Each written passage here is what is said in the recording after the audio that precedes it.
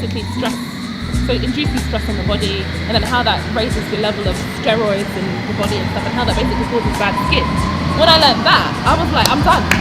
Sleep with my friends, coffee, I will delete you from my life because I want clear skin. Can you see?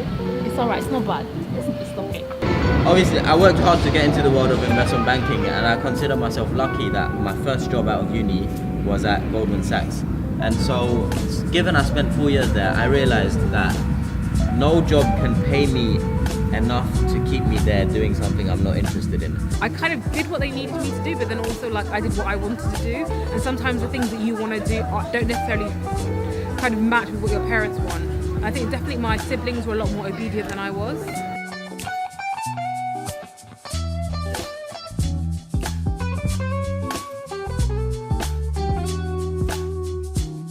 So I studied chemistry as the first degree, and then later on went to study medicine. Now this involved effectively 7 rejections until finally having one now, alhamdulillah. But during that journey, I was able to refine what the dream meant for me, and that's kind of, I guess, why you might have asked me to be interviewed today, because of all the various things that I've been involved in. And what I kind of did effectively was I got rid of and I refuted that question that everybody asks you when you're younger, which is, what do you want to be when you grow up, right? So I think I spent a lot of time, I did very intentionally spend a lot of time sort of refuting and disengaging with that question, because at the time, what I wanted to be was a doctor, and I had an institution saying no. So that was cut short for me. So then I focused on kind of going back to my childhood and focusing on myself as not so much as a thing, like, what I want to be, but rather as a person.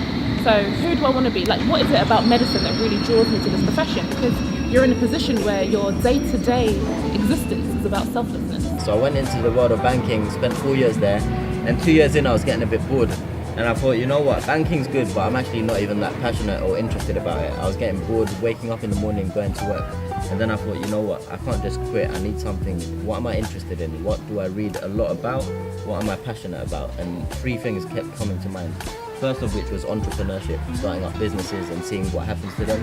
Second of which was social mobility. So I liked helping people from, those from disadvantaged backgrounds or ethnic minorities who don't have the right connections or role models, help them get into the careers that they want to get into. So social mobility. And then thirdly was public speaking. So I used to, and I still do, a lot of talks at different universities and schools and charities to help young people get the jobs they want.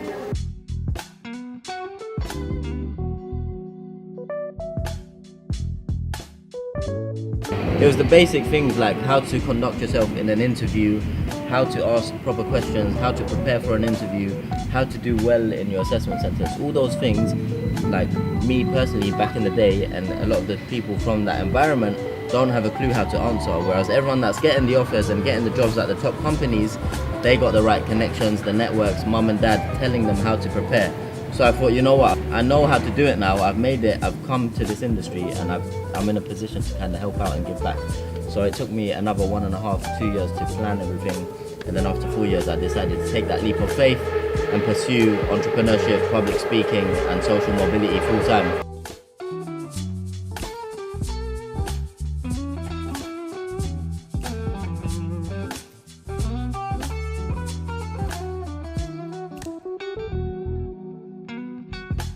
I think for myself, like, I always try and be happy, which is like, it's not always the easiest thing and sometimes isn't the most realistic, but I think it's just like knowing what your values are and what you kind of want to do and what you believe in, and just always kind of staying true to that.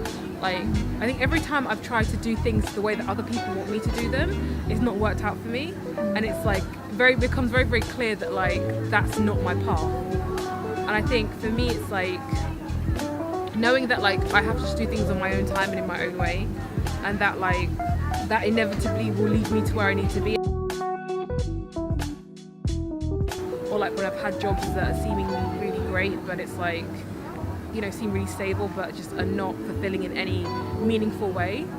Like, and I've just not been able to be happy in those situations. And so for me, it's like doing stuff that I think is like productive, that I think is beneficial for others and myself, but also provides me with like, even if it's not necessarily the best paid, but it's like the thing that fulfills me the most.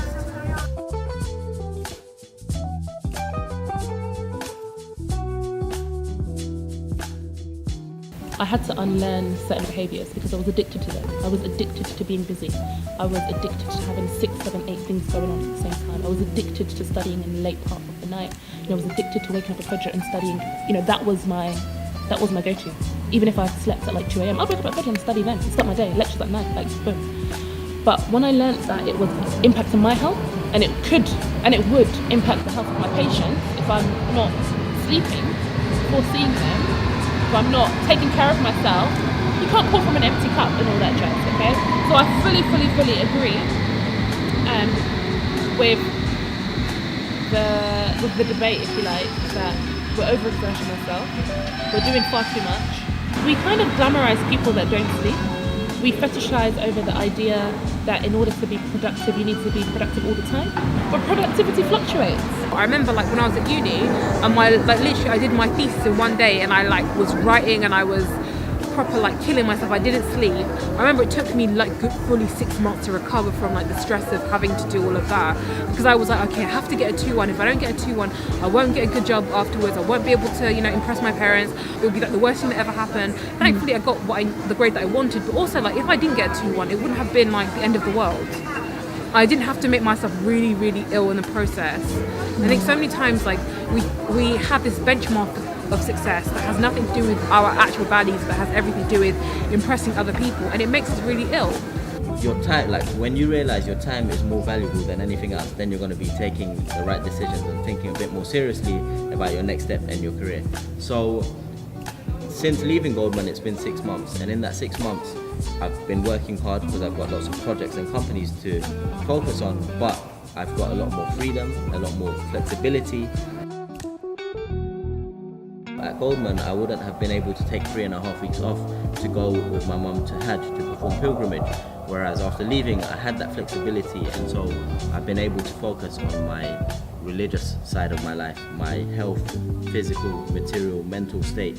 All of these things I think is super important, and oftentimes when you're working in the city in such a high pressurized environment, you kind of forget about all these things, and people often fall into the loop of just focusing on earning lots of money, but then sacrificing that work-life balance or family time or time for friendships.